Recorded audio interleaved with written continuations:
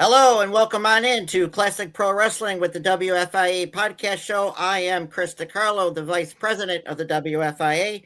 Above me is the man with class, Mike, the class DiGregorio from Rhode Island. How are you? I'm great, Chris and everybody. Upper left corner, as always, he is the producer, the podcast host, internet radio DJ, WFIA board member, Mr. Benny Scala. What an intro. Well, Mr. DiCarlo, when I was a young lad back in 1966, there was a very popular movie called The Russians Are Coming. The Russians Are Coming. Well, now 60 years later, 2026, the Russians are here. And it's a good thing, though. Yes. And before we get to them, our special co-host for tonight and historian, host of Time Tunnel podcast show, Mr. Tony Richards. Thank you, everybody. So good to be here. Hello from the Bluegrass State. Underneath Benny, in the left, is our special, also friend, co-host for this great show, Ivan Koloff's granddaughter. We had her on before, Miss Melodie Koloff. Welcome. Thank you. It's nice to be back. And last but not least, our main event guest tonight is the reason for this show is former pro wrestler, Smoky Mountain and other territories. He is Mr. Vladamir Koloff. Welcome. Hello, lady and gentlemen. Pleasure to be here. Thank you for having me. Thank you all so much for joining us. We are live right now on the Player Entertainment Network YouTube channel. Please watch, like, and subscribe. Also, hello to everybody in our live chat. Benny will keep us apprised of that. And Benny, before we begin, you want to toast for this great show? Yeah, let's toast the Koloffs and this epic project that they're undertaking. We wish them all the best, and anything we can do to help, we are here. So yes, absolutely. Cheers. And with that, before we get into it, Benny, my video disclaimer, please. This is under U.S. Copyright Law 107, fair use. These videos and clips are from my own personal collection. I do not sell them. I do not rent them to nobody. They are clipped for the enjoyment of this show each and every week and to keep classic pro wrestling alive and for our criticism. And with that, Benny, please roll our Mr. Vladamir Koloff clip.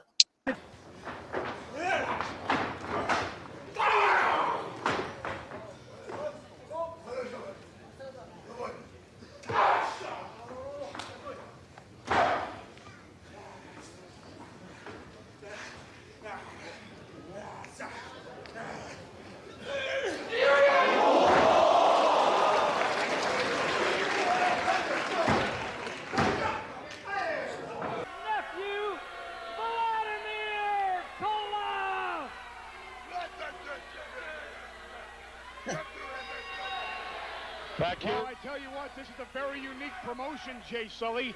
We are the only promotion in the history of wrestling that has a Cyclops as its commissioner and president. Todd Gordon will keep one eye on all of us. In other words, he is a Cyclops. Todd Gordon better keep more than one eye on you, Paulie Dangerously. He better have eyes in the back of his head. And look at the quickness of the 300-plus pound Vladamir Koloff, the greatest athlete. And look at that now, working on the arm. You know, the Koloffs, much like many great wrestling families, are very apt in the art of submitting. You might think that Judge Red is a few pounds overweight. Johnny Vladamir Koloff. Vladamir Koloff. And then they go right at, not even the bell, before the bell even goes. These guys want each other. They want each other, Gideon. Little snapmare. Koloff came out of there like a Russian missile being shot out of the silo. Complaining about the hair, but looks like Vladimir, he overpowered him. This is good. Some great footage of your career, Mr. Koloff. Thank you. Benny, why don't you start us off with the question? Yeah, well, more of a comment. The great Jim Cornette, when they asked him how much, whatever amount of kilos, he said 15 to 20 years in prison. But no, Yeah. I really, Yeah. that's honestly, Mr. Koloff, first time I've ever seen you wrestle, and very impressed by your size and your in-ring ability. I appreciate that. Unfortunately, there's not a lot of video clips of my matches for litigious reasons out there, dark matches, tapes that were never shown. But there's enough out there that people can get the gist of my abilities and the gist of my my athletic prowess. So how many kilos were you billed at? Well, it was. They said 250 kilos. That'd be way over 500 pounds. Pounds, yeah. Yeah, and so I was billed out as 130 kilos, and I think Cornette got that. I can't remember the timeline, but Uncle Ivan and I did television for Herb Abrams on several different occasions, and John Tolos, the Golden Greek. Wow, his was the best. Yeah, exactly. Was the color guy on those broadcasts, and he billed me out at 130 kilos. And somebody said, "Well, what is that?" And he said, "About 15 years in the joint." And so I think I don't know the timeline who said it first. So I would say, but we all know what the analogy was referencing. Yeah. Well, Mike DeClass, a question for our guest. Who did you train with? Like, who brought you into wrestling at the time? Because you've been. Ivan trained me. Okay, Ivan did. Okay. Yeah. The again the timeline, and I'm all about timelines and way things happened in my life that progressed to where I got to. So I met Uncle Ivan in '88, I believe it was. I was coming back from Seoul, Korea to the United States via Narita, Tokyo, LAX to Charlotte on a flight as a civilian, so to speak, no military, but just as a person.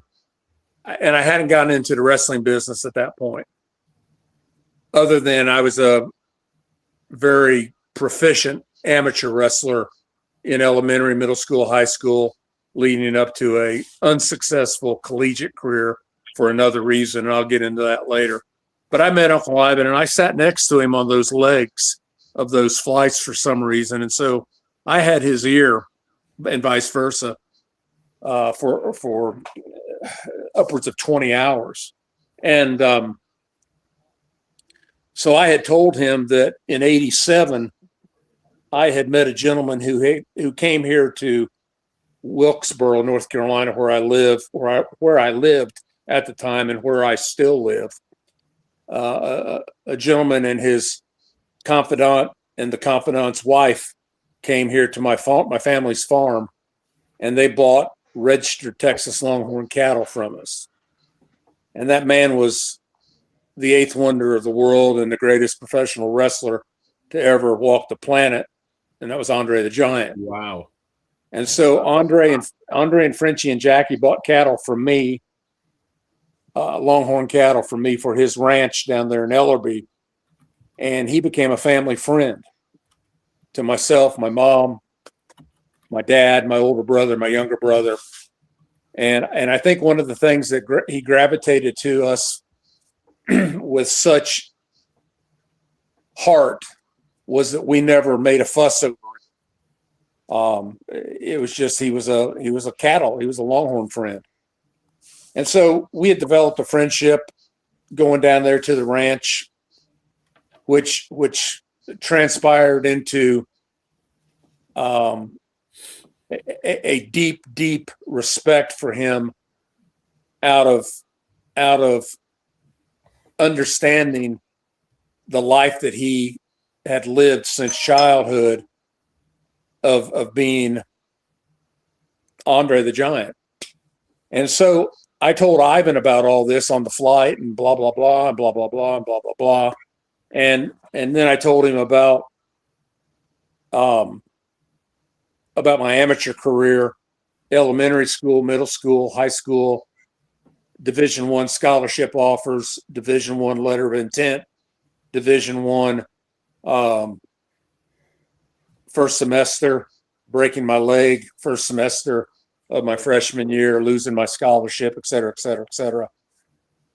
And so Ivan, so long story short, got off the plane in Charlotte. If I recall, I think Donald was there to pick him up, but it may not have been. Donald may have been too young. We parted ways. I mean, he went home and I went home. But before we went home, he said, if you ever decide or ever have a desire to get in the wrestling business, call me and I'll get you into the business. And I thought, well, this is great. The Russian Bear, said he'll get me in the business. I had never, ever given pro wrestling a thought at that point in '88, I guess it was, because I was an amateur wrestler. I was on the United States national team twice. I was a 3-time All-State wrestler, place winner in the state tournament 3 years, 2-time national runner-up, member of the Olympic 200 developmental training program in Colorado Springs, Lincoln, Nebraska, Syracuse, New York, Indianapolis, Indiana.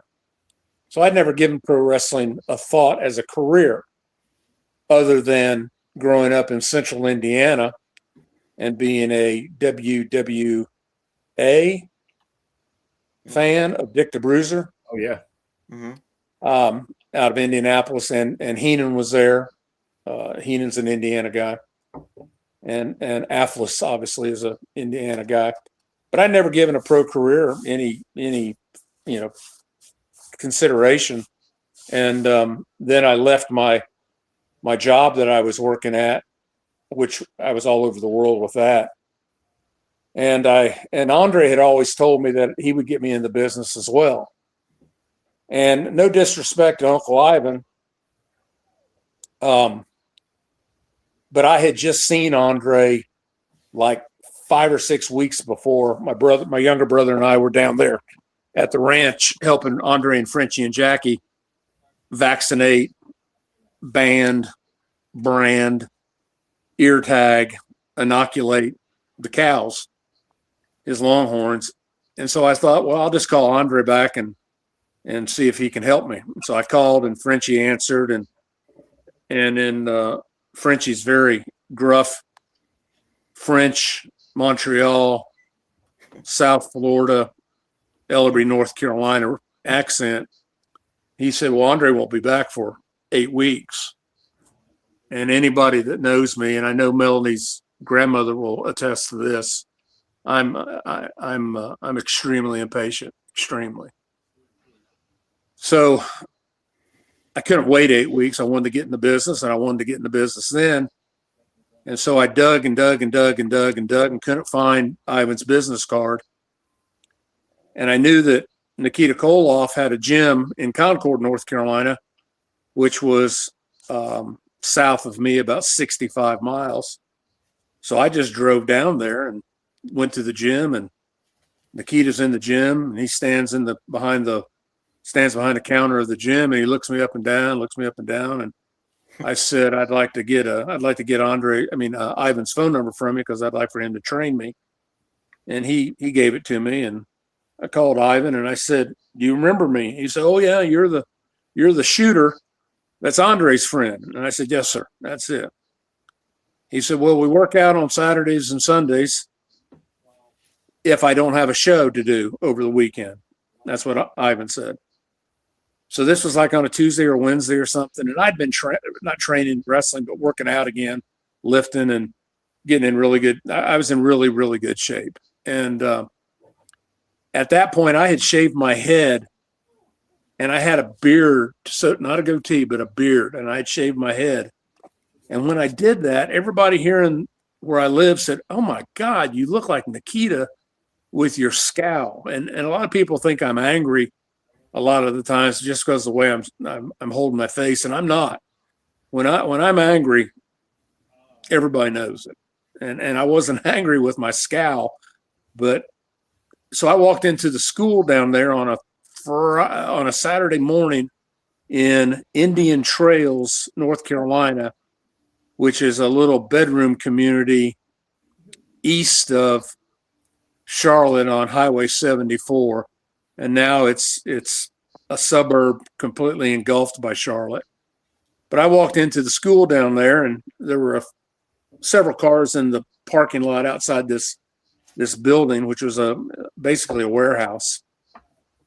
Walked in, went through a couple doors, and I heard the slamming of a ring.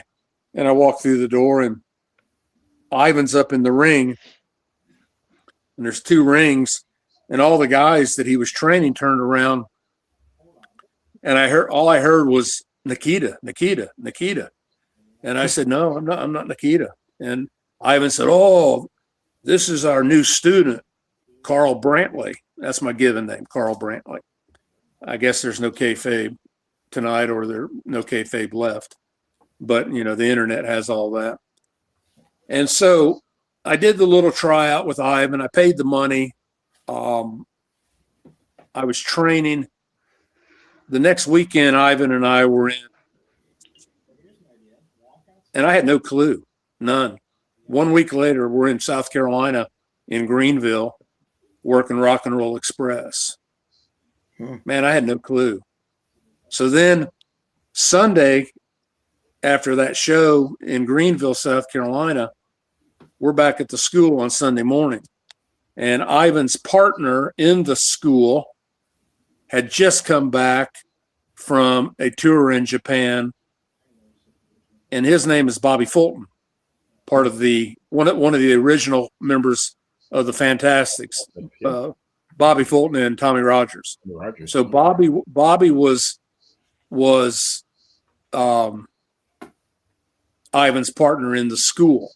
Bobby owned and still owns Big Time Wrestling.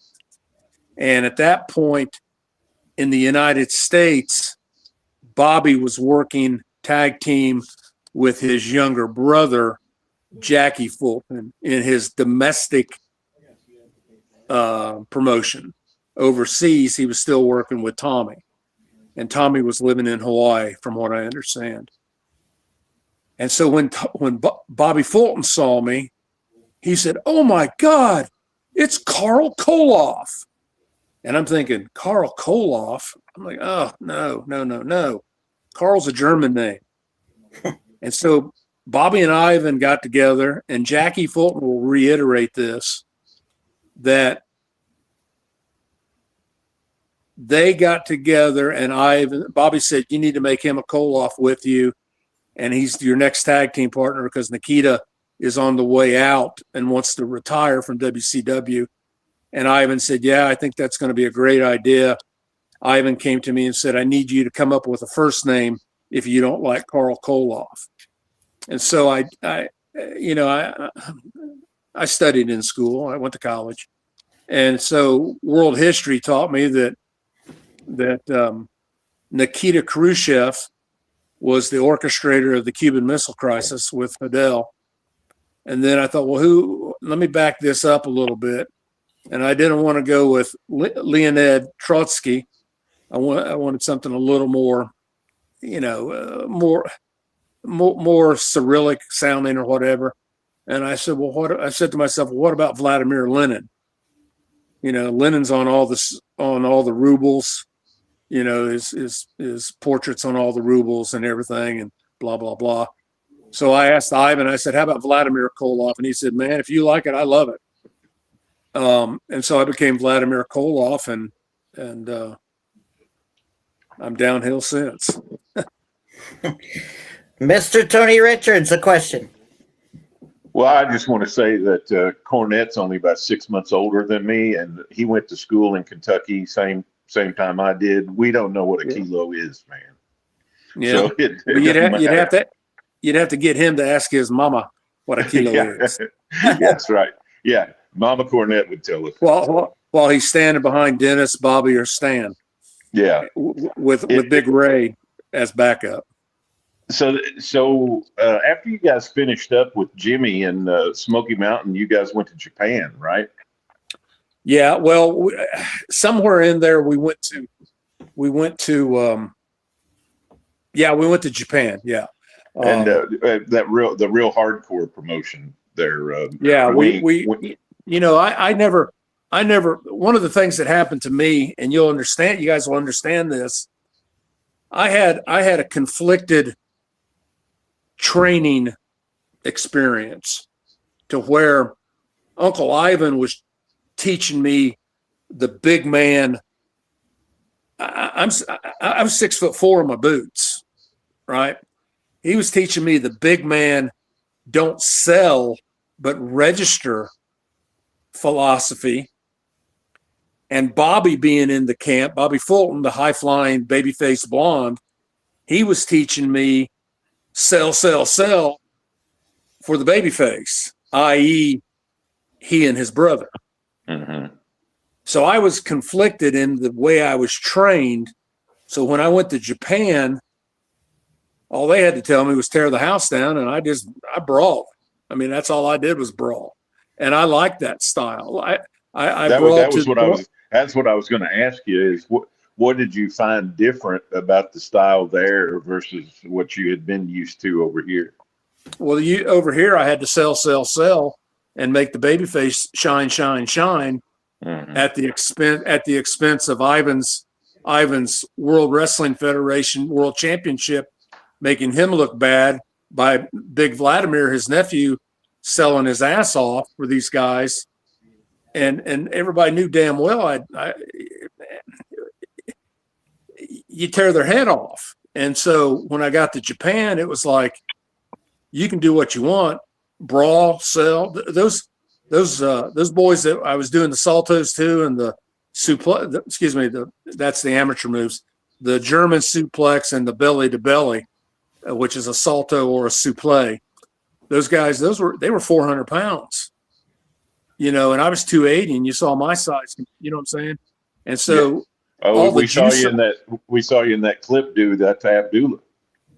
Yeah, and so all the wrestling over there, the Japanese guys, they like it stiff. And even one of my contemporaries from my amateur career, when I was on the national team, our heavyweight on the national team, I was 190 pounds. 192 pounds, which was 90 kilos. Our heavyweight on the team was Gary Albright, and he and I were both. He was a national champion, and I was a two-time national runner-up in high school. And so we were both on the national team. And when Gary made it big pro with Mr. Baba, Gary, we would be on tour over there, parallel in Tokyo in a smaller venue versus All Japan being in. I think it was All Japan, whoever Gary worked for. But we would see each other. We would see each other, at Roppongi. We'd see each other in the hotels and what have you. And he knew. I mean, he knew it was kayfabe, but he knew it was Vladimir. He knew I was Carl Brantley from North Carolina, that we had wrestled on the national team together, because we were sparring partners. But he said, just keep doing your big stuff. The big brawling, because the stiffer it was, the more I liked it. And I was there. I never thought I was stiff with people. A lot of people thought I was a crowbar, but if they thought my style was stiff, they certainly didn't ever get the shoot side of it. Yeah. Now was I a Kurt Angle? Absolutely not. Was I a Lesnar? Absolutely not. Was I Scott and Rick? Yeah, I was pretty damn close to Scott and Rick, because I wrestled some of the same guys that they wrestled in college. I wrestled them in the nationals, et cetera, et cetera. But yeah, I would have thought your style over there would have gone well with All Japan, because that was pretty much the style they were working too. It did, but something happened in Japan on tour. I really don't feel comfortable talking about it on air. Sure. And I really don't feel comfortable talking about it with Melodie in the room. Okay. If you want to call me and talk to me later about it, I'll talk to you. But That's fine. I just out of not professionalism, but out of respect to our young lady that's on the panel. I love that. Thank you. Yeah, you're welcome. I mean, after all, she is my cousin. And we'll throw it to Melodie for a question or comment. Go ahead. So my question for you, Mr. Vladimir, is what would you say is the most valuable lesson you have learned from my grandfather in this business to date? Shut your damn mouth. It's a good lesson. That's what he always said to me, because, if you're in the locker room and you're quiet and you just sit there, you're going to absorb. I'm a tremendous people person, and I can talk to anybody about any subject with a high degree of competence in that subject matter. And a lot of the promotions wanted the guys just to be robotic and sit there and be quiet and let the booker do everything without the wrestler's input. To the point that we're kind of like circus animals. And Ivan always told me, not at the shows, but when we'd be riding home from Ohio, Indiana, Pennsylvania, Florida, Tennessee, Alabama, Texas, wherever it was we were coming home from or flying home, he said, you just got to be quiet and sit in there and let the processes, work their way out. Just keep my mouth shut is what he always said. And I did to a certain degree in the latter part, but I was getting ready we were at ECW working for Eddie Gilbert, and Paul was in the background lurking around when Eddie had the book. And I can't remember the guy that Joel, who owned ECW at that time when Eddie had the book. Was it Joel? Was there a guy named Joe or Joel? Does anybody know? Yeah, Goodhart. That's it. He was there, and I was standing at the curtain or the gorilla or whatever you want to call it. And I've got a match against Stan Hansen. And I loved it. I loved it. Absolutely. Hit me hard. But Ivan said, right after I was getting ready to go out, Ivan said, be careful. And he never said that to me. He said, be careful. And I looked at him. I said, what do you mean? He said he can't see him. When he takes his glasses off, he's blind. And he said, be sure to duck when he gives you the lariat. And he was right. So, I listened to what Ivan said that night for sure. But yeah, Melanie, it was just your grandpa always just said, keep your mouth shut and listen and learn. So, yeah. And I think Mel, that could even be a resounding phrase in my life, even to this day. A very good, a dear friend of mine, one of my 5 best friends on the planet, is a retired Supreme Court Justice of Texas. And he tells me, measure twice, cut once. So think about what you're doing before you do it. And I think that's what your granddad was trying to say. Think before you spout. Does that answer your question, guys? Or Mel? Yeah. Yeah, absolutely. I love how we had those things. Oh, sorry. No, that's okay. Go ahead, Benny. Yeah, this is very long-winded, but this is for both Melodie and Vlad. So there's a documentary, I don't know if you guys have seen it. I bet Tony's maybe seen it, called 350 Days. Really good wrestling documentary. And there was a character in there. His name was Howard Jerome, but he played a German heel back in the 60s. And something he said, I've never forgotten. He said, there's a fundamental longing in the human heart to see good triumph over evil. And I think that's something. So that's the first part of the question. I want to get both of your comments on that.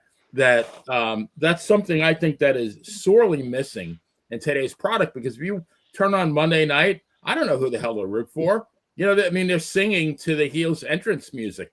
So how do I even know who's the good guy and who's the bad guy. To me, that's the basic premise, or it always was the basic premise of professional wrestling. So that's the first part of my question. The second part is, and Melodie, I know that your grandpa shared a lot of stories with you, but I believe, this is my opinion, that it took a lot of courage back in the 60s and 70s to be a heel.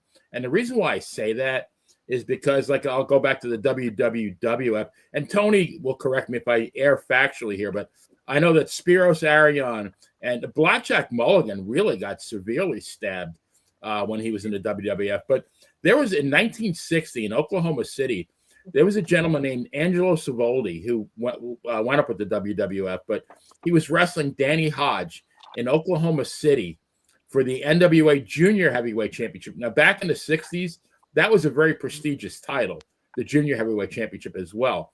Angelo Savoldi beat Danny Hodge for the championship, and he got stabbed by somebody in the ring, and he needed 70 stitches. Wow. Now, the guy who stabbed him was Danny Hodge's father, and that's how real it was to everyone. Wow. His own father stabbed Angelo, his opponent. So I guess, that's the second part of my question is, I don't think it was very easy to be a heel back when Ivan, in his heyday, because people legitimately, nowadays you could hate Braun Breaker, the wrestler, but, you like Bronson Steiner, the guy, right? Back then, you didn't separate Ivan Koloff from Oriol Paris. He was just Ivan Koloff, and you hated the wrestler, and that automatically you hated the man behind the wrestler. So that's my other part of my question. I think it took a lot of courage to be a heel back then, because you didn't know what a fan was going to do. Vladimir, do you want to go first? Yeah. Thank you, Mel. Now you got to think, when Uncle Ivan became Ivan, he was out in Vancouver, the way I understand this, yes, working for the territory out there under the moniker as Red McNulty, after he had been trained by Jack Wentworth. And so evidently Bruno had been out there and worked a program, maybe with Ivan as Red or on the same cards, and he saw Ivan's size, his ruggedness, his ring ability, his endurance, and he saw something in him, and the promotion out there was not a big promotion. It was just a territory, and so he asked him to come to Pittsburgh or to New York and work a small program with him first, and then he said to him, have you ever considered being a Russian? And there was a guy in New York sometime, and whoever the historian is, I think it's Cornette's cousin from Kentucky on there. You can tell me. There was a guy named Dan Koloff in New York. I didn't claim that now. I didn't claim I'm related to Jim either. Oh, okay. I thought I understand. But there was a guy named Dan Koloff who worked in New York, in the state, not in the city. And Bruno said, you might consider this, blah, blah, blah, blah, blah. But at that time, we as a nation and we as a Western society were at the height of the Cold War. Yes, sir. And putting a hammer and sickle on your chest or your abdomen made you a target, not only as being a heel, but being a political monster. And even to the point that I heard from Ivan that when he won the belt on Bruno, that the Italians in Little Italy in Brooklyn rioted. And there was so much heat that he left the building in the bottom of Madison Square Garden. He left his car in the building, and they took him out in a kayfabe car because there was so much heat with the locals about a Russian beating the hero Italian of undefeated years and years and years. So I can't tell you how many times, we've had things thrown at us. We've had things hit us in the head we were somewhere, I don't remember where, and I felt something hitting me in the back of the head. I was on the apron, and Ivan was inside, and something hit me in the head, and I couldn't tell what it was. And then something hit me again, and I looked down, and it had fallen on the apron. It was a nail that it had the head cut off of it, and it was bent in half, and they were shooting them at us with rubber bands. Wow. And so when I picked it up off the apron, I took one in the top of the head, and I felt it. I mean, Ivan told me about D-cell batteries being thrown, about 60-watt light bulbs being filled up with water and thrown. We were in Lumberton, where the Lumbee Indian Reservation is, and Ivan and I were. That was actually June 4th, 1992. That was Andre's last show in the United States. His last show in North America was in November of 92. His last show that he ever did was in December of 92. And then he passed in February of 93. But we were in Lumberton wrestling. Ivan and I were wrestling Jay Eagle and Wahoo McDaniels, two Indians on a de facto Indian reservation. We damn near got killed. Mm-hmm. I mean, they had to take the Robinson County Sheriff's Department drove my car out of their county to the next county where their deputies picked them up, parked my car. The Robinson County deputies drove me and Ivan to that same county in a squad car, and Scotland County picked us up and drove us on in to where my car was, and then we went on back to Charlotte. So putting the hammer and sickle on your chest came with a lot of heat. And I started in 90, and the heat back in the 60s politically was real. 90, Gorbachev was on, getting ready to, take the wall down and all that nonsense. But to your question, being a heel meant something. And I attribute the demise of the heel becoming a baby face was the Road Warriors. Joe and Mike were heels, but they were over, man. Those two big jokers, they were so bad, so tough, had such charisma. When the music popped, people went nuts. And so the being a heel nowadays doesn't mean anything anymore. There's no real heat. I mean, there's just no real heat anymore. And right. Ivan, Boogie Woogie Man, Valiant, Wahoo, Terry Funk, Duggan, Jake Roberts, any of the old timers, they said, you just got to get real heat. Don't get cheap heat. Don't flip somebody off and, do some gesture. Get real heat, where you're cheating, and don't put it all on the referee. So I don't know which one you guys said it, but you can hate Braun Breaker, but everybody knows he's Bronson Rechsteiner. Back in the day, they didn't know that Ivan Koloff was Orel Paras, right? From Canada, they had no clue, and there was no internet. So, does that answer your questions? Yeah, absolutely. Go ahead, Melody.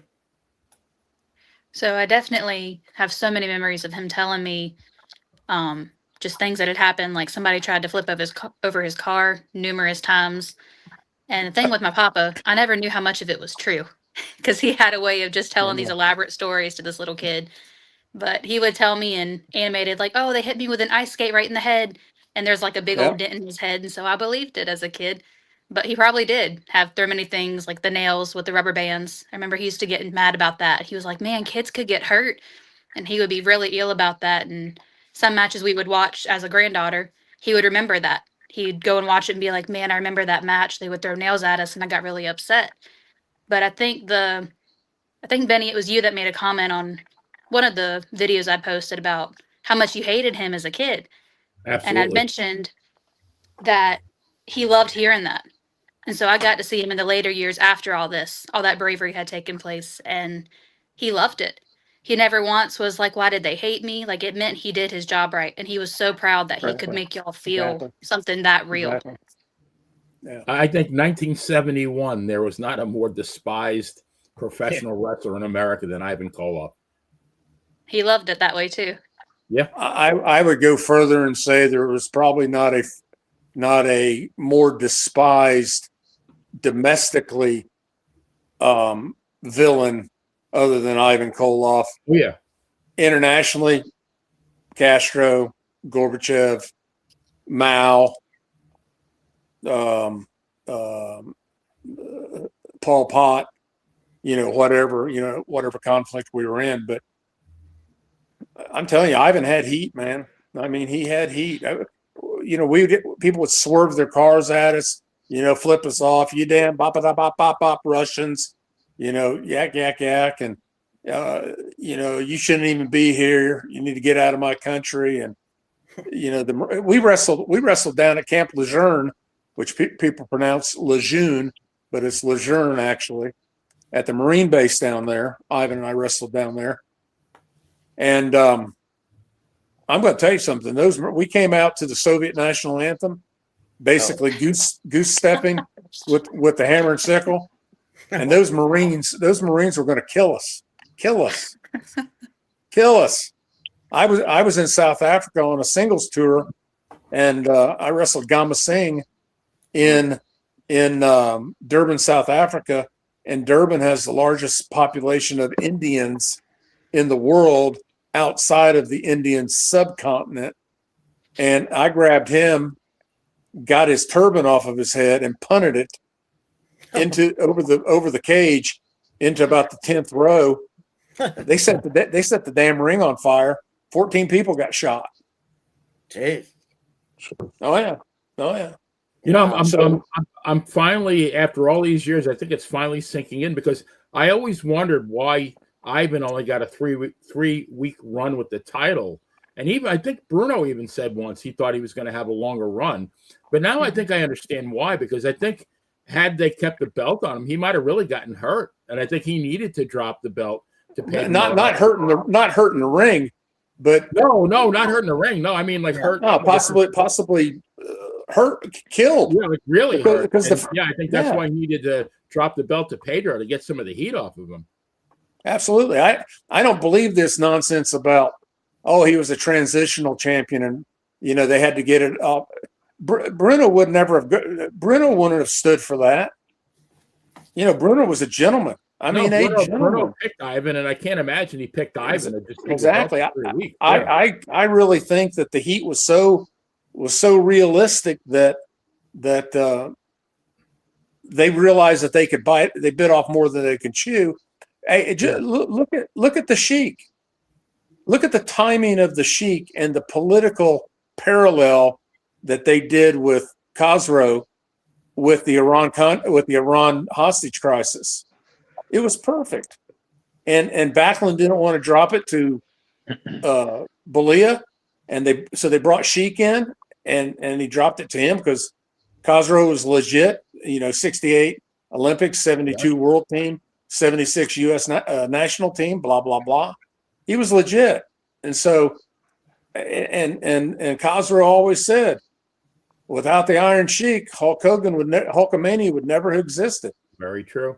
Very true. Hey, absolutely. So how cool is it that today's the 15th? 3 more days will be the anniversary, 55-year anniversary of Ivan beating Bruno for the title. And how cool is it that we're still talking about it 55 years later with the same kind of passion? That just speaks to how historic it was. Remember what Bruno said after Ivan did the knee drop off the top onto him, and 1, 2, 3, and the crowd was so shocked, traumatized that the building, Madison Square Garden, not Felt Forum, Madison Square Garden, it was so quiet. Bruno thought he had ruptured his eardrums and couldn't hear because it was so quiet. So it was devastating to them. And then for the WWF, the WWWF, or WWE, whatever it's called this week, to snub him, to snub Ivan for all those years, and without Ivan doing what he did, none of these guys would have the steps to climb up to get to where they've ascended to without Ivan's foundation. And I'm not just saying that as one of the two men that actually got in the ring with him as a Koloff, myself and Nikita. I'm saying that as somebody who has watched the business, who I'm not a historian like Cornette or Tolos or whoever. I know the storylines and without Ivan, a lot of this wouldn't have happened. Now, Melodie, too, you told us a story when we had you on about the hammer and sickle.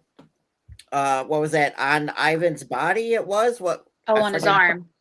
It was on his arm. Yeah. Yeah, we got a lot of heat over now. Now, do you guys know that was a cover-up tattoo? I was told I couldn't tell that story, so I know. I'm not going to tell it. If you guys want to call me and ask me, and I'm not going to do it because Melodie's on here, but it is a cover-up tattoo that he had on his right shoulder, and so he had to get something put over, and he got an eagle put on there, and then on the top of the eagle, it has the tip of the hammer and sickle piercing the eagle's head with some drops of blood off of it. But the eagle was the cover up of a tattoo that was on his arm. And Melanie, you want me to tell it? I mean, he told me when I was 7 and got berated by my grandmother, so I already know what it means. I'm not going to say it because Mel's on. If you guys want to call me and ask me, I'll tell you. That's fair. And I don't want to get berated by my Aunt Renee either. No. You got to go on tour with her, so I wouldn't. Yep. Hey, listen, I've been on tour with her. I used to terrorize your mother. When your mom was a little girl, I terrorized her. Well, great segue to that, guys. Benny, if you will, please roll my Koloffs clip. All right. No, I have waited a long time, Paul Bosch, to come to this area for the simple reason that you have the greatest wrestlers in all the world here. I come here to prove a point. I am not here by choice, as I told you before. I am here by orders. I have my orders, and I will succeed at any cost. At any cost to my opponents or anyone else that may step in my road. He said, my goodness, I've had enough, and there he goes! Oh, my goodness! It's Larry Koloff! They're going at it! I don't think I've ever seen Ric Flair so angry, so upset, so mad. He is going to go down. He is getting a chair.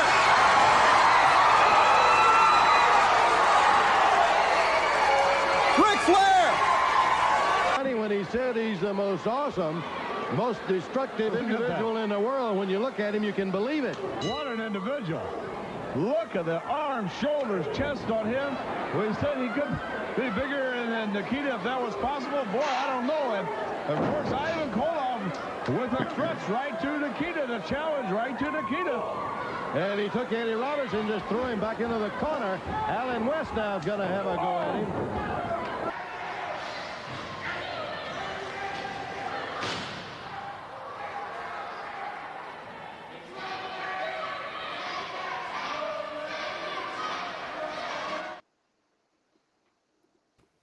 Some classic footage there, a little bit of each of everybody.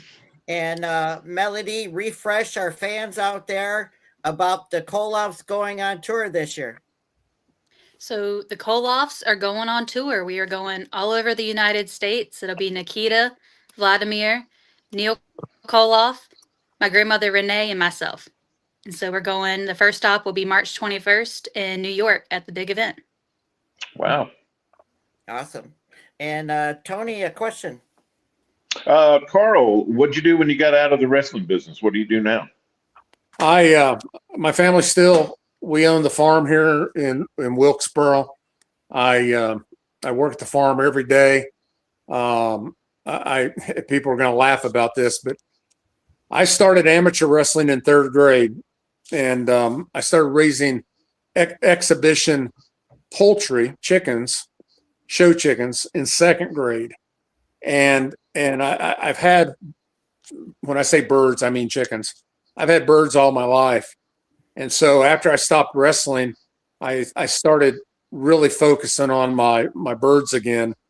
And it's not just a hobby. It's basically therapy for me, that I can escape. And I know this is a cliche. I can escape the realities of a lot of things by just doing what I do with my livestock. And so I had the Longhorn cattle for many years, decades. I had the 3rd longest horn bull on the planet at one time, which I had raised. I was national champion with my poultry many years in a row. Of the 7 breeds of birds that I primarily raise, I have the best in North America, bar none, if not in the world. I've judged all over the world poultry shows. At this point also, my mother's almost 88 years old, and she's a cancer survivor, many other ailments in the last 5 years, and I take care of her full time, which is it's a full-time job, and I'm very proud of that I've gotten her health straightened out from being misdiagnosed, overprescribed, neglected by the healthcare fields. And so my days are very full. In the last 7 months, see, I didn't make any appearances after I retired 25 years ago. I stopped completely. And so last year in March, I think it was, 2 years ago, I was in Chattanooga, and I had met a guy over there who was a promoter of card show memorabilia shows. And he said, "Oh, hey, we'd like to have you come in for one of these things." And I said, "I don't make any appearances anymore." I said, I'm sorry, I just don't. And so in March of last year, the guy called me back and said, "Hey, we've got one in Chattanooga. We'd like for you to come." And I said, I'm just really not interested. And he said, "Well, we'll pay your transportation in. We'll put you up in a hotel, a nice hotel, pay your per diem and blah, blah, blah. And we'll give you X number of dollars per day." And I said, "Well, what are the dates?" And so he gave me the dates. I went there, May 31st, June 1st, signed autographs, pictures, memorabilia, magazines, old posters at this card show. There were Alabama football players there, national championship players, NFL players there. And the promoter was stunned at the people that were there to see me. That's for whatever awesome, reason. I don't know if it was Smoky Mountain, ECW, Japan, WCW when I was in the power plant and did the house shows with WCW, or when I did the tryout tour with WWF up north. I don't know what it was, or if it was just the Koloff name. Yeah. It was all a combination. So from that initial show, it has just snowballed into basically a show every weekend. And I have a show tomorrow, Saturday and Sunday in Beckley, West Virginia, and they're expecting some snow up there. And I'm thinking about not going because of the snow. I don't like driving in the snow anymore. But it has just taken off.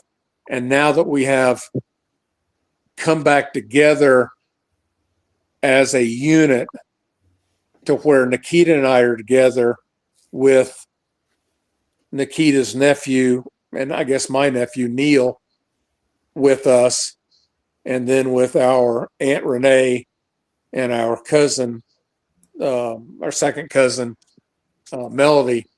The Koloff family reunion has that's Nikita on the right and I'm on the left, obviously. And that was at WrestleCade in November.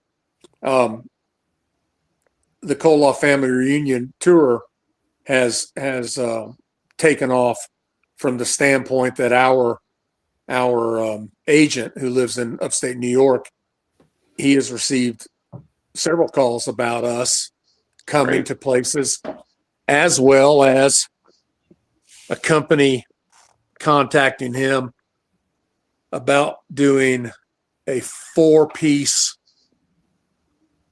figurine toy set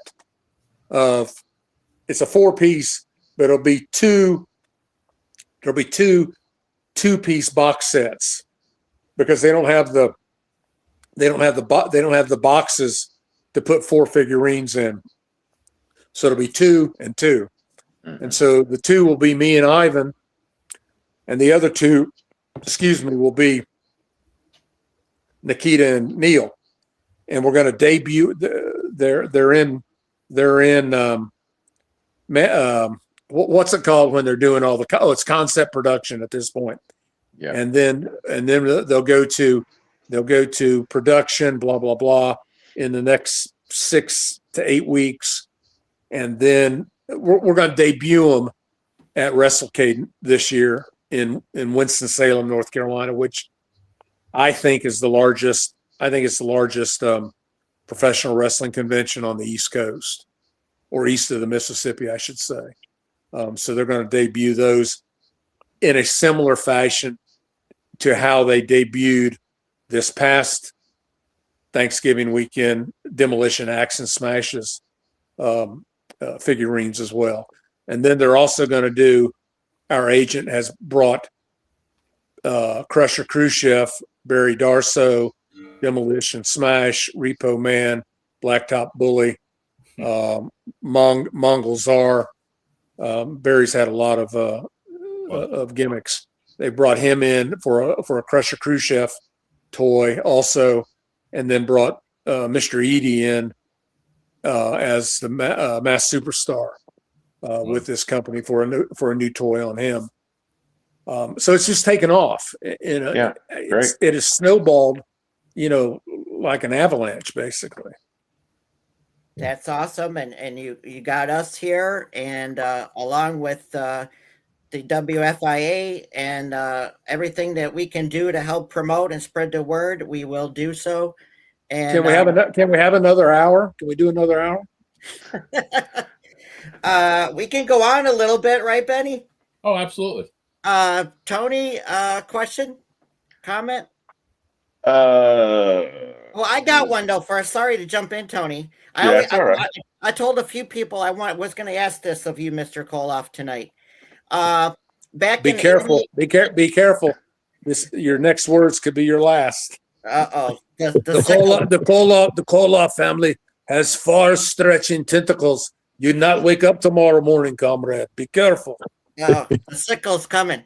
Who was the Russian assassin with Uncle Ivan in NWA 88? No clue. No clue. Some guy under the hood with one of Paul Jones's guys. There was a guy that lived up in Gray, Tennessee, which is up in the Tri-City area, Kingsport, Johnson City, Bristol. And he wrestled as the Russian assassin. But I don't know, because it was just like, how many doinks were there? 4? Bourne, Apollo, Kern, and somebody else. So how many Russian assassins were there? But I do know definitively, baby, who the Midnight Rider was. Just ask me. Oh, yes, indeed. All right, go ahead, Tony. Melodie, what's the most beautiful place you've been to so far? Place I've been to? Most beautiful place you've been to so far, and what beautiful place do you want to go to? See, I think the most beautiful place I've been to would be Charleston, South Carolina. There's a great wrestling place out there, and it's absolutely beautiful. Every time I go for anything work-related, wrestling-related, sometimes I'll just go. Charleston is the most beautiful place in the United States. But the most overwhelming place, beautiful also, would be Vegas. We went there for the Hall of Fame last year, and it was so overwhelmingly beautiful just because of the circumstance and it was breathtaking. Holds a lot of memories for sure. They have done a good job of preserving the old Southern beauty of Charleston. They have. It's beautiful, and the French history there is magnificent. I love it. Yep. Mike the Class, a question. Wait a minute. Can I answer that question also? Sure. Sure. I was fortunate enough to have. Hold on a minute. I think I've lost.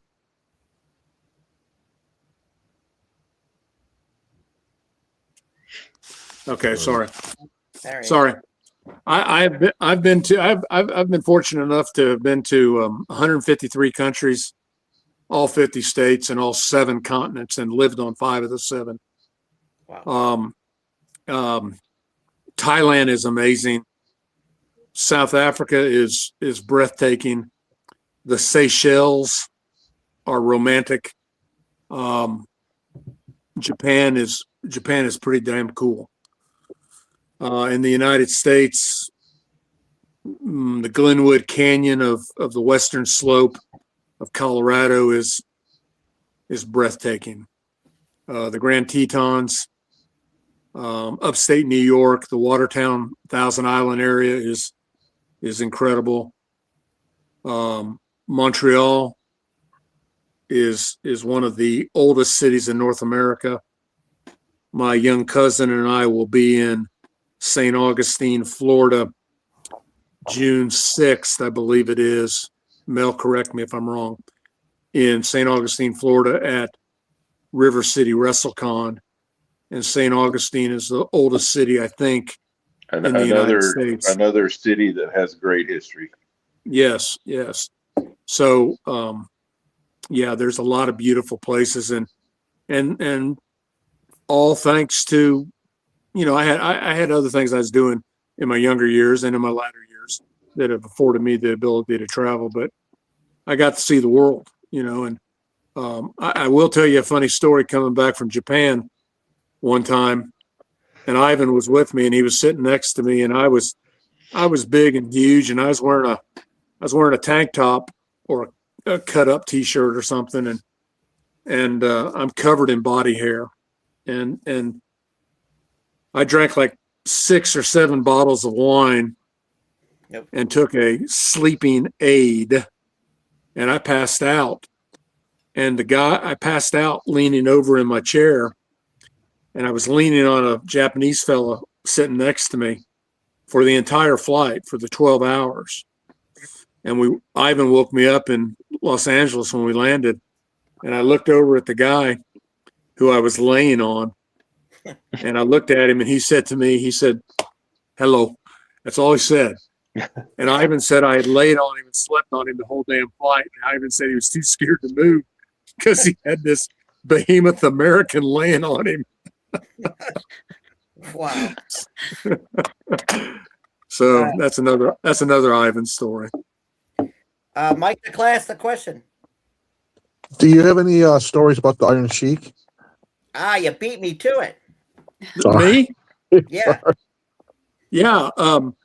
Like I said, I was on the national team in high school, and a really, really good friend of mine was on the 1976 Olympic freestyle team as an alternate behind Ben Peterson, and his name was Laurent Soucy, and Laurent wrestled in the WWF. Yes. He was with Baron Miguel Cicluna. Miguel Cicluna, with Pedro Morales, Strongbow, all those guys. You can Google Laurent Soucy, and people say a job guy, blah blah blah. He could stretch anybody, and his best friend was Brad Reingens, and Brad's a friend of mine, and so Seuss knew Sheik from the AWA because and from Minnesota from Vern's training camp, and so Sheik knew that I knew Laurent, and so Cosro was always good to me, but I'd always heard the story from Ivan and other people when Ivan and the Sheik got in the fight on the airplane when they were going, I think they were going to Lebanon or Saudi, and they got in a fight and they put the plane down they were going to Syria, I think. And they put the plane down in Beirut, Lebanon, and the militia got on the plane with the guns, and Sheik and Ivan had been fighting, and Ivan had a scar on his neck that looked like a sickle, like the hammer and sickle, but it wasn't Sheik bit him in the neck. Melanie, have you ever heard that? Oh yeah, I used to color in the scar when I was a kid. Yeah, so the Sheik bit him, and so whenever I would see Sheik, he was always so nice to me. He said, "Baba, go get the Sheik some marijuana, Baba." And I actually worked him out in Utah one time. He was a jewel. He was kind to me. Even though he and Ivan didn't see eye to eye, I think it was because I know it was because I knew Laurent so well from my amateur. See, Laurent wrestled at Wisconsin, and Wisconsin recruited me to wrestle when I was in high school. And so that's how I knew Laurent. And it's just funny how all these things can be connected, through layers of life. So yeah, that's one of my Sheik stories. Wow. And I saw him doing thousands of Hindu squats, thousands. Wow. Yeah. No, he was a machine also. He was a machine. So was Uncle Ivan. That's what the Road Warriors always said. They always called him a machine.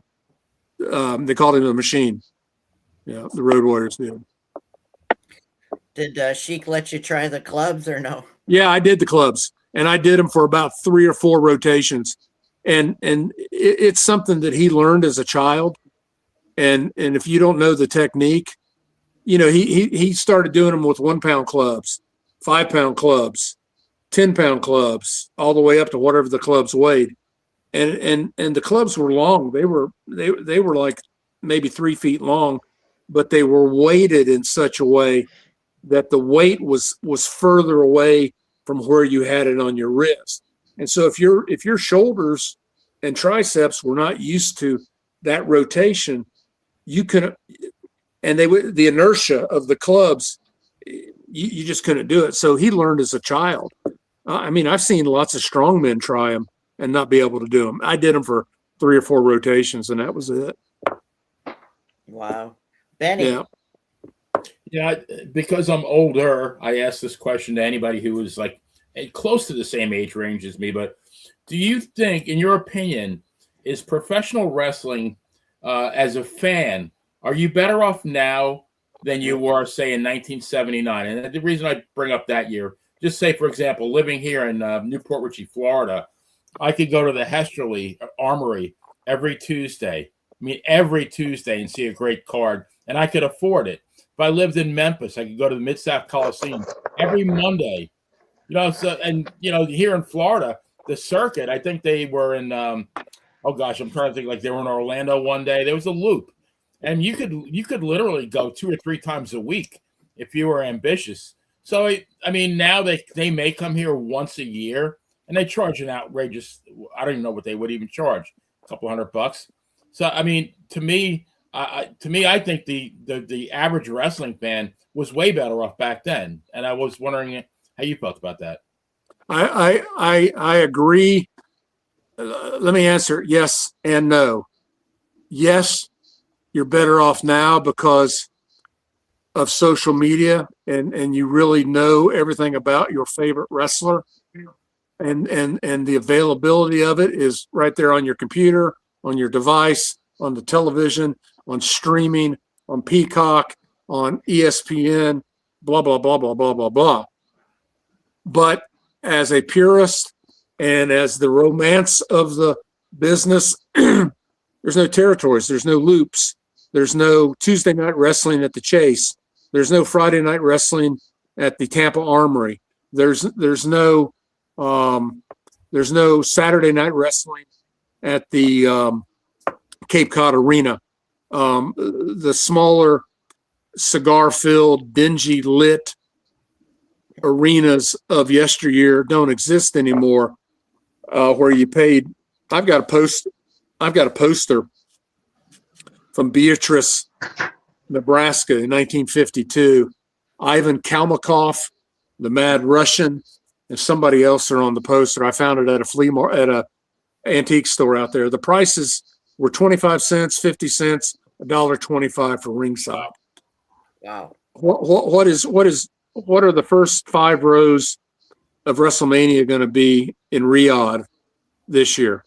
I bet a quarter of a million each. Oh, yeah. You know, so 10 grand. I think I'm low. Yeah. So is it user friendly? No. Is it can you get it easier? Yeah, because you can see it on every form of social media platform, device, iPhone, iPad, eye exam, wristwatch, wrist lock, whatever you want to call it. So yeah, that is a yes and a no, but and that was one of the problems I had, you know, as to why I never made it to the huge stage. And Bruno and Terry Funk said this to me, as well as Dominic DiNucci. They said, you never had a territory to train in, to hone your skills, right, because you were having to take independent bookings all over the place and fend for yourself with Ivan, because the territories were gone. And so, as you said, Florida had, you know, I don't remember the name of the building there in Port St. Lucie or Newport Richey or whatever it was, but that doesn't exist anymore. And so as a fan or the consumer, it's not as good as it was by any stretch. But from an availability standpoint on a global media platform, it's everywhere. And that's why it's so big. I mean, why would they have an incentive to come to the Cumberland County Arena in Fayetteville, North Carolina, when they could sell out the Atlanta, Georgia Dome? You know what I'm saying? Yeah. But also the product isn't the same. Look at the guys that wrestled in New York State in the territories back in the day. Look at the guys that wrestled in Dick the Bruiser's territory. Look at the guys that wrestled in Vern's territory, or Joe Blanchard's territory, or, as you showed on that clip earlier, Paul Bosch down in Houston, you know, or anywhere. The territories were where would all the boys from West Texas State, all the Bisons, be without Mr. Funk's territory? Amarillo, right? Exactly. Yeah. And that's a who's who that went through that territory. A who's who, you know. So, but then you had your anomalies, like Andre, who was brought in for 3 or 4 weeks at a time as a draw, and then on to the next territory for the same thing, or Flair or Harley Race or Mr. Briscoe as the NWA champion. You know, they were brought in as a draw for only a few weeks at a time. So the business is not what it is or not what it was, but on the other hand, it's far greater than what it was in certain aspects, but not as good in certain aspects as well. And there's no competition. I mean, how mundane would McDonald's be if there wasn't a Burger King, a Wendy's, a Kentucky Fried Chicken? You know, we've got one mega unit now, and that's New York. I don't care what anybody else says. Well, and I think one of the good aspects of the territories was that, you know, you could wrestle, say, in New York for a year. You know, then after a while, you get a little bit stale. So maybe you go to Georgia, you go to Florida, you go to Portland. You know, you come back 2 or 3 years later, maybe with a new gimmick, or, you know, just the same guy, but now you're new and improved. But, you know, now we've been looking at The Miz since what, 2003? I mean, I had my life's allotment of The Miz like in 2004. Yeah. I know more about that boy and his spouse and their kids than I know about his career. You know, Right. the focus is so much different. You know, it's like Uncle Ivan. He could leave the New York territory or leave the Charlotte territory for a year or 2 years and then come back with that hammer and sickle on. He's getting the same heat again. That's what he did. You know? Yeah. He came back to New we York. want to come back to Greensboro and see that son of a bitch get his ass whooped by Ric Flair again. You know, rah rah rah, and that's what the promoters wanted. You know, so that's a testament to his career. You know, with his persona, and how many. Ivan had 2 gimmicks, and one of them nobody knows about. How many fans really know who Red McNulty was? Nobody. Unless you're 70 years old and grew up in Vancouver, maybe. Or unless you're 61 and rode in the car with him for 10 years. Right. You know what I'm saying? All they know is Ivan Koloff. I mean, how many people know that Andre was Jean Fier or whatever it was, or, you know. Jean Fier, yeah. Yeah. I mean. Just us weirdo historians. Yeah. Yes, they're the purist. How many people know that Flair wanted to be a Rhodes at one time? You know?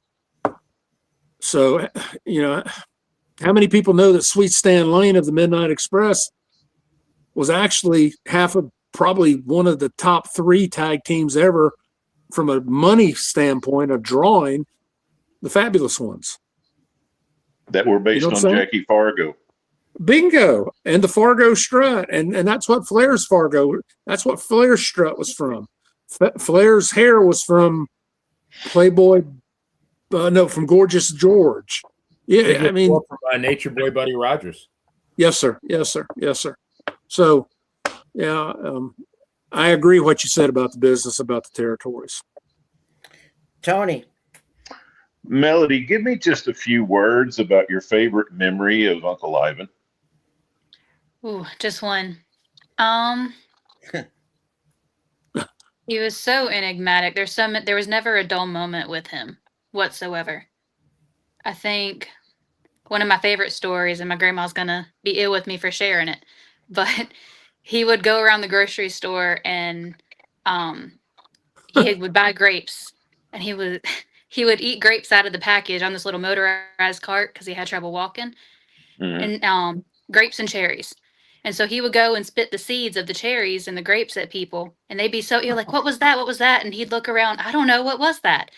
And so now you've got all these old people confused in the Walmart, and I would laugh and laugh and laugh till my stomach hurt. And it was constant stuff like that. So my favorite memories are where he was just a crazy nut, and he was just my grandpa at the end of the day. Let me ask you this as a follow-up question. How do you want to be remembered? Oh, I like that question. I want to be remembered as somebody that Melody, I only ask good questions. You do. I've noticed that. But I would like to be remembered as somebody that took his legacy and brought it to as many people as I could. I'd like to be an extension of his legacy, not the wrestler. Not sure about the wrestling part yet. Yeah. But as far as who he was outside the ring, in the ring, and just as a person in general, if I can be half of an extension of that, I could be doing pretty well in life, I believe. I love it. I love that. Yeah, let me expand on that. What Melody just said. In the 10, 11, 12 years in the business, being all over the place, I never heard anybody speak ill of Ivan. Ever. Never. That he was a prick, that he was an ass, that he was this and that. Hey, we all had our vices. We all knew that. Everybody knew that. But I never once heard anybody say anything ill of him. Now, was he blocked or not forgotten about, but left out of the picture by promoters? One in particular, absolutely. But that nobody ever, Joe and Mike, the Road Warriors, they grew up with Nikita, and Hawk was one of my really good friends. Man, those two monsters, they loved Ivan. They loved him. And I can't tell you how many times I would see, or I'd be somewhere with him, and all the boys referred to him always as Uncle Ivan. And then the respect that the living legend Bruno Sammartino had for him, that just reiterated everything. Yeah. And that was from his peers. That was from his contemporaries, not the promoters that we were circus animals for, who didn't care about us as a human being, only looked to us as being a commodity for the enrichment of their wallets or their own self endeavors. Ivan was, it's just like Andre. I never heard anybody. I knew Andre longer than I knew Ivan. And Andre probably was here at the house. Probably just as much as Ivan was. Melody, who was my best man in my wedding? Was it Ivan? It was your grandpa. Yeah. You know, to that Absolutely. point, to that point, and I want to ask you both about if he ever talked about this, but around 50 years ago, there was an outlaw group called the IWA, and Ivan went to work for them, as did Ernie Ladd and Mil Mascaris and some other guys. But he never really suffered any punishment for doing that because of his drawing power. They couldn't afford to blackball him, really, because he had drawing power. Ernie Ladd had drawing power. Mil Mascaris had drawing power. Did Ivan ever talk about his IWA days in the 75, 76? Absolutely. I got to stand up for a second, guys. I think their big venue was Shea Stadium. One of you guys can correct me on that. But yeah, IWA was IWA.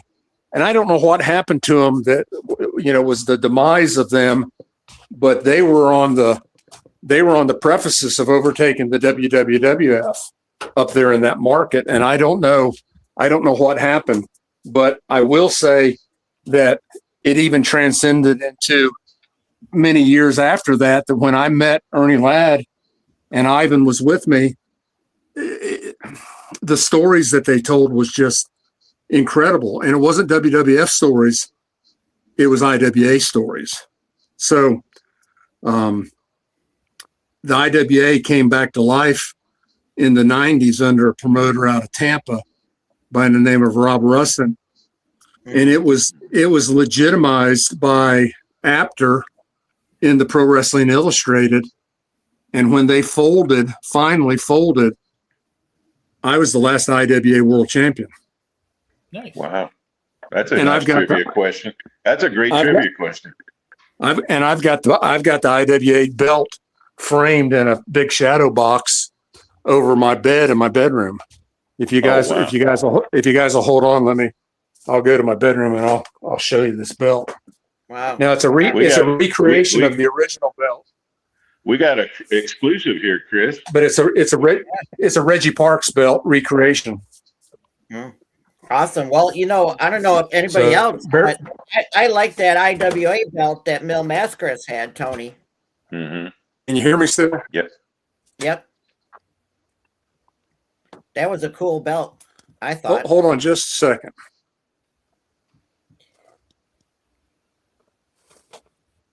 Look at that. Wow. Can you see it? Yeah. Oh, very nice. Yeah. That's a Reggie Parks recreation of the old IWA strap. That's beautiful. And I ended up with here's my All-State North Carolina All-State Wrestling Awards and my All-American Awards and my National Championship Awards. Wow, awesome. And then here's my medals from state, national, and international. Wow. National championship, runner,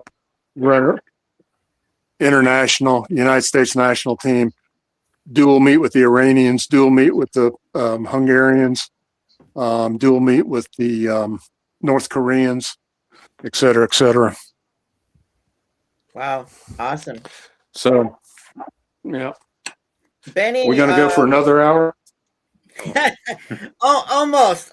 Benny, a question to Mr. Koloff about some of the Let me get back to my den. But yeah, the IWA was just it was the mecca, man. I mean, it was, like I said, they were neck and neck with They had the and I guess midnight at on Channel 9 in New York. Yeah, on Saturday night. that's what I was just getting ready to say. That's exactly what I was getting ready to say. They were neck and neck. New York City is the greatest television market in the world. Okay, Absolutely. They wrestled. I They were believe, neck- at Roosevelt Stadium in New Jersey is where they wrestled. didn't they do shows at Shea Stadium? I don't think they did any. Only WWF did it 3 times with 72, 76. Okay, well that's okay. Well, they were neck and neck. Roosevelt Stadium was a with- pretty large stadium, though. Was it? Yeah. Was that the stadium before the Meadowlands was built? No. I mean, no. It was just. I mean, it probably was a maybe 15,000 seat arena. Meadowlands. Oh, okay, Yeah. okay. Yeah. Oh, yeah, I know. Yeah.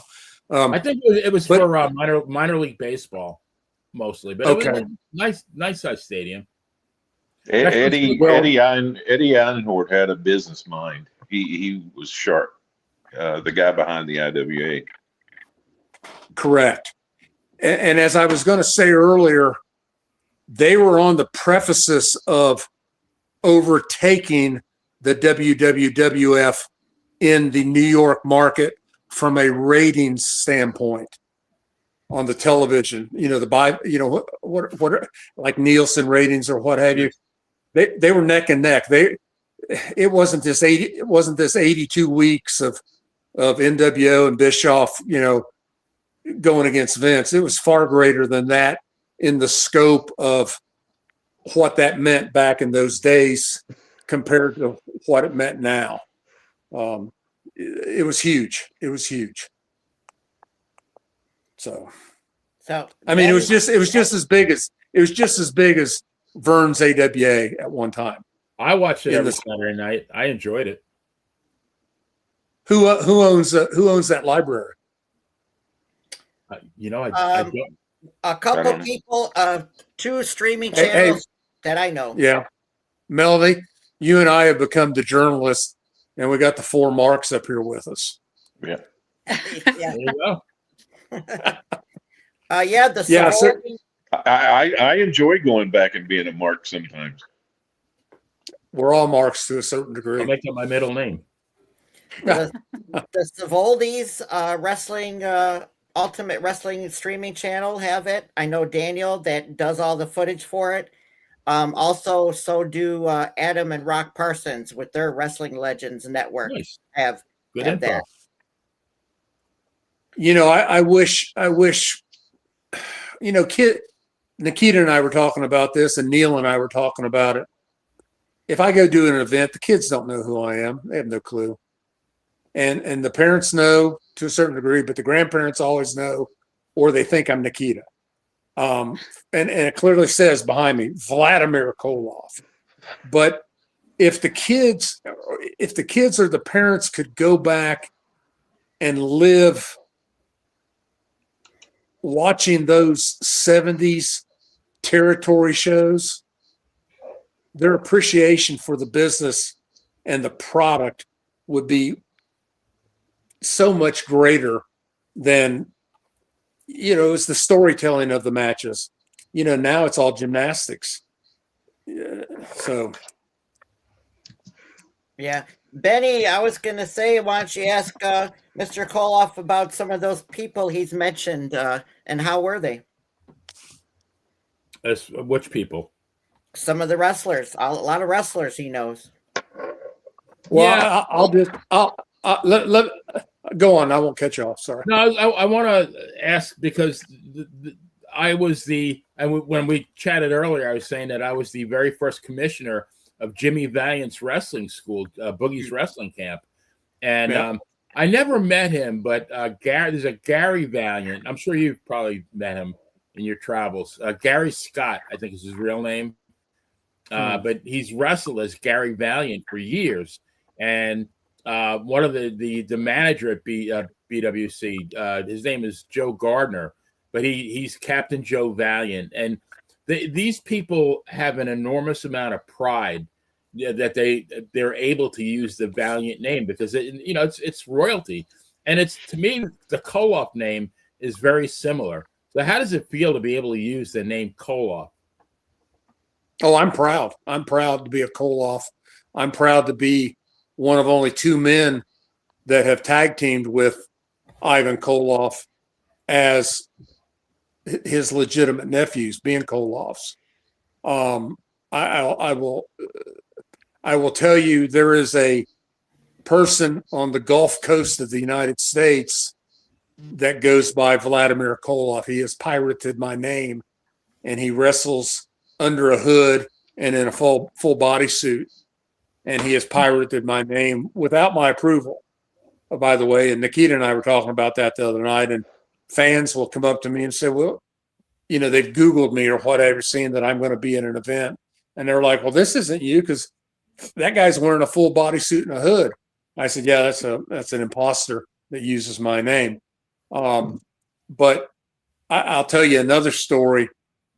When I went to the training camp, as I mentioned, 40 minutes or an hour over an hour ago, on the east side of Charlotte, like the second day I was there, Ivan and I left, and we stopped at a convenience store down the street from there, and we walked in to get a Gatorade or a Coke or something. And obviously everybody saw Ivan, and they knew who he was immediately. Well, they saw me. I had grown the goatee and my head was already shaved, and they assumed that I was Nikita. And so they asked for Ivan's autograph, and I'm standing there buying the cheese crackers or the Coca-Colas or whatever it was, and they said, well, can we have your autograph? And I just kind of looked at him and growled, ugh. And so I signed Carl Brantley, and the guy looked at it and he said, well, who in the hell is Carl Brantley? So Ivan grabbed me and said, let's get the hell out of here. So, I had no idea, but being a Koloff was, hell, I had credit cards in Vladimir Koloff with the name Vladimir Koloff on it, and I'm one third of the Koloff family dynasty. Ivan was WWF World Champion. WWF World Champion. Nikita was NWA World Tag Team Champion and United States Champion. And TV champion. And the aforementioned belts were two of the most prestigious belts ever in the history of professional wrestling. Right. And two men that have the same last name as I have held those belts. And So, Ivan also held a WWA championship at one point, and while he was wrestling in Florida, and he'd go up to Indianapolis once a month to defend his title, which was incredible. And then he won the international championship, the Montreal equivalent of the World Championship, I believe, in 1969. He defeated. Was that for? He beat Mad Dog, and that was for Old Man Rougeau. So 3 different world championships. Yeah. And I held the IWA belt. I had an NAWA belt. I had an ECW championship match with Tito. And ECW morphed into one of the big ones. I've wrestled Tito, Kerry Von Erich, Road Warriors, Nikolai Volkov, Superfly Snuka, Cowboy Bob Orton, wow, Lanny Poffo, Greg Valentine, Brutus Beefcake, Salvador Sincere, Pez Watley, Primetime Brian Lee, Ken Patera, Junkyard Dog, Jake the Snake Roberts. Any of those any of those guys in that era, I've probably wrestled them somewhere in the United States or abroad on independent cards. The Sandman, Tommy Dreamer. It just goes on and on and on. Yeah. Ivan also held the IWA World Tag Team Championship and the NWA World Six-Man Tag Team Championship. Yeah, Yeah. the 6-man is pretty cool because that was that with Kernodle or was that with Crusher? Khrushchev. Yeah, it was with Barry with Crusher, and that's what we were trying to do with this toy company, is get a 4-man box set of Crusher, Ivan, Nikita, and myself. I think that would really sell, but the hang up was the manufacturing company did not have the templates to do a four-piece cardboard cutout. You know what I'm saying? They couldn't make they only had 2-piece cardboard and it would have boxes. And it would have been cool too, because the World Six-Man was a trophy, so you could have put a trophy in with your figures. Yeah. And he was 6-man with the Barbarian Warlord, 88. Who I know Stanley and Terry very, very well. Very instrumental in helping me get through my divorce. After I went through my divorce, I stayed with Warlord for well over a month, and it was he helped me out a lot. So there's a lot of tremendous men in the wrestling business that are tremendous, from not being great workers and not being solid workers and bench pressing 600 pounds and being able to do an interview and blah, blah, blah. There's men that would genuinely help you out in a pinch or help you get through something or some life crisis. And so without Ivan doing what he did for me by giving me the name, none of this would have happened for me. So, Melody, you mentioned before too. We got a big laugh out of it, right, guys? When your grandpa would go in the store and do the Russian accent through the whole store, right? Yeah, he did that accent everywhere, left it on voicemails, and I would get on to him. I would be so ill with him. I was like, Pop, I'm gonna get arrested. But he did that everywhere he could to embarrass me.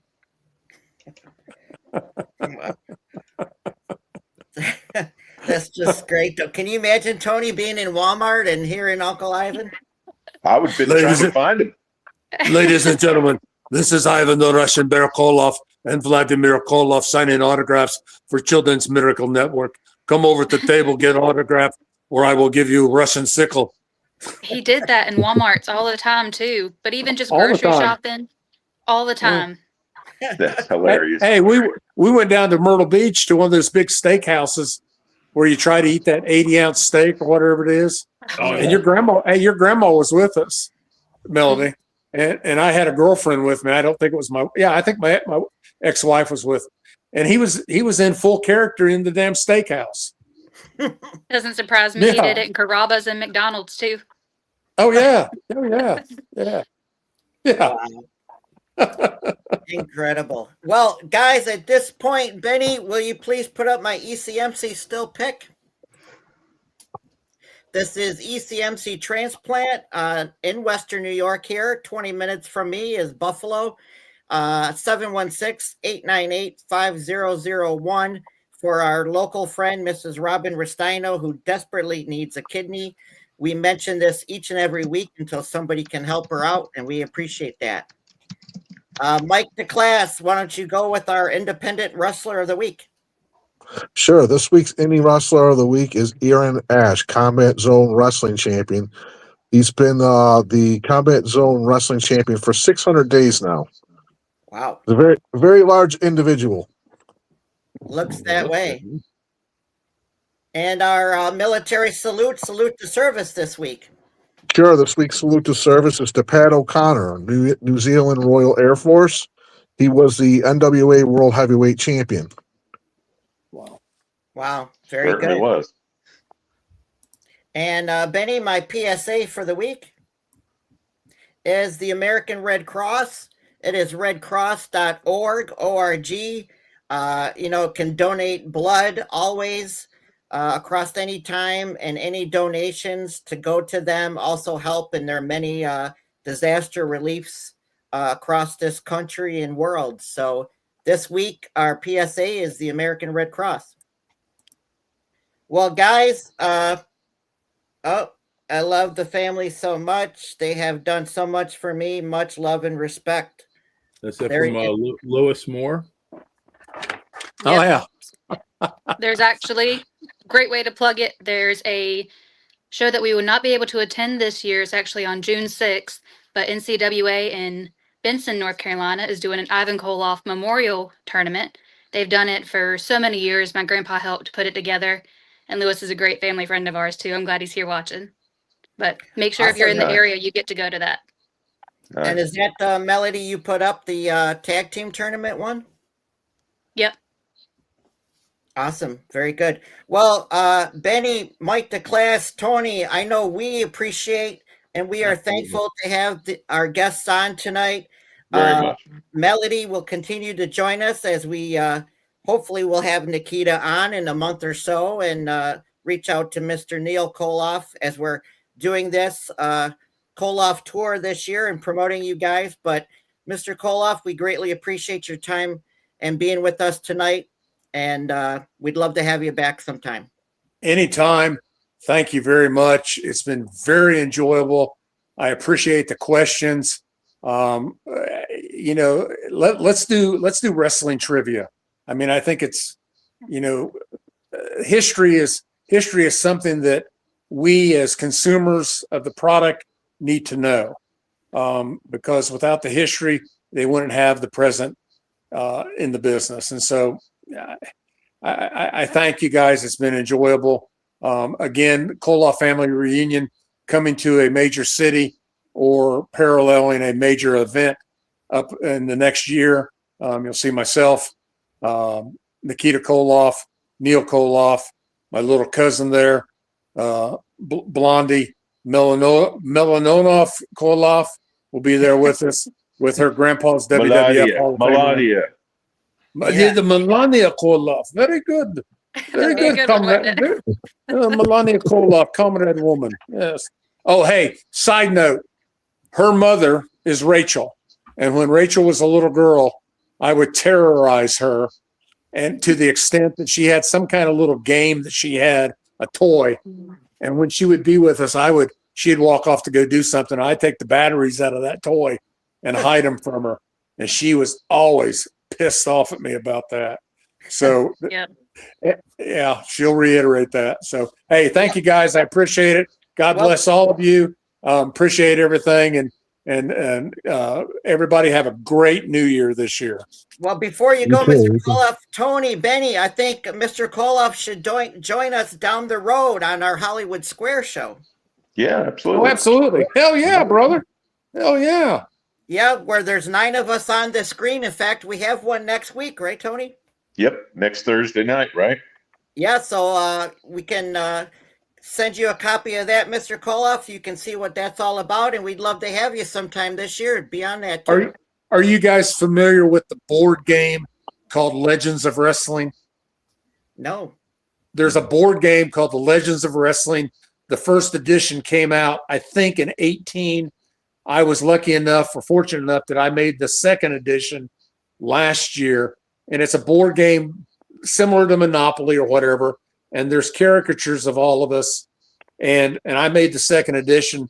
Uncle Ivan and Nikita are in the first edition with all the superstars, the Hogans, the Macho Mans, the Flairs, the Andres, all those big names are in the first edition. And I was fortunate enough that I made the second edition. And so check it out. I've lived a good life because of what Ivan provided for me. Awesome indeed. Well, yeah, we do. He was one of a kind, a great legend. And Mr. Koloff, I consider you a legend, and you should be in every Hall of Fame as well. No, I'm nothing. Nothing. You the thing that I'm proudest of is that I take care of my mother. There you go. I hear that.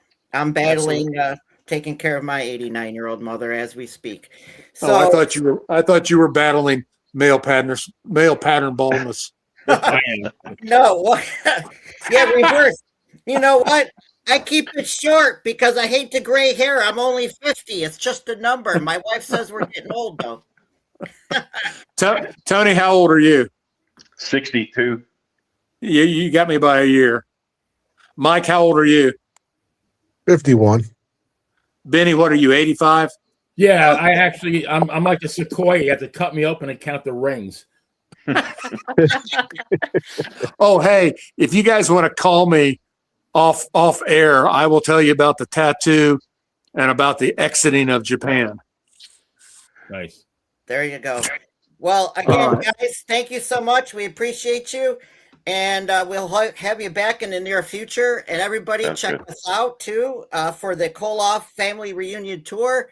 And we will also keep mentioning that. And next week, as Tony mentioned, will be our first Hollywood Square show of this new year, 2026. And in the near future, we'll have Mr. Koloff on joining us on that show as well. So, guys, take care. Thank you. Benny, take us out of here. Good Have night, a great everybody. night, everybody. Bye.